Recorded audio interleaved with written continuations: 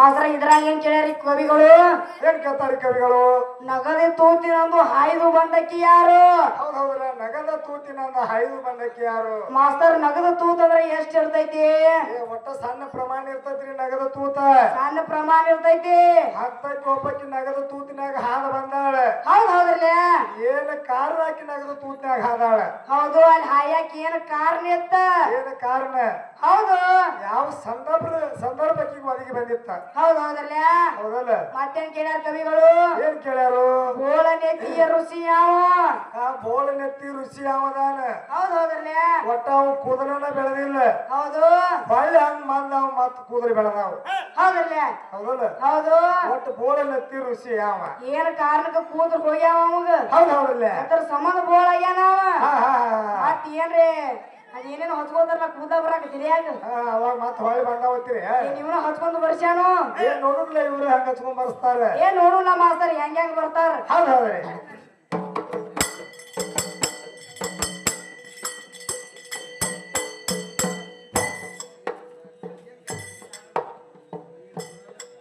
ಏ ಮುಳ್ಳೆ ನಹಾಂದಿಗೆ ಏದ ಅಂತಾರೋ ತಮ್ಮ. ಏ ಹೇಳೋ ಯಾವಲೆ ಓದ ಪಣ್ಣವಾಯಿತೋ. ಏ ಹೇಳೋ ತೀರಾದ ಚಟ್ಟ ಉಳ್ದೈತಿ ಹಳ್ಳಿ ಜಾಮ.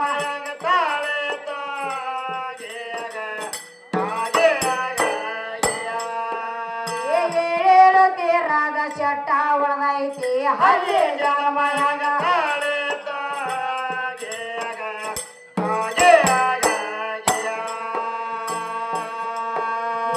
ಐಲಾ ದೇವಿಗೆ ಹಳ್ಳಿ ಹರಿಗಳ ತಮ್ಮ.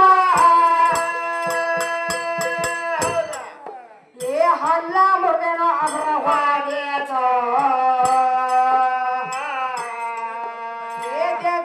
ಜಗೆ ಯವನ ಕಾವಲ್ ಮಾಡರೆ ಬೈದವ ಮಾಡಿ ಹೋದೇತ.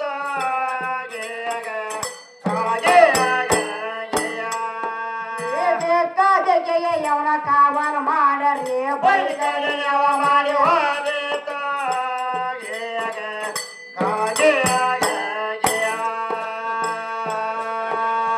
ಪ್ರಕಾಶ ಎಂಬ ಪ್ರಾಣಿ ಹೊಟ್ಟೆ ಗ್ಯಾಂಗೋ ತಮ್ಮ. ಮಾಸ್ತರ್ ಇಲ್ಲೇನ್ ಕೇಳ್ತಾರ ನೋಡ್ ಕವಿಗಳು? ಏನ್ ಕೇಳ್ತಾರಿ? ಮುಳ್ಳಿನ ಹಂದಿಗೆ ಏದ ಅಂತಾರೋ ತಮ್ಮ.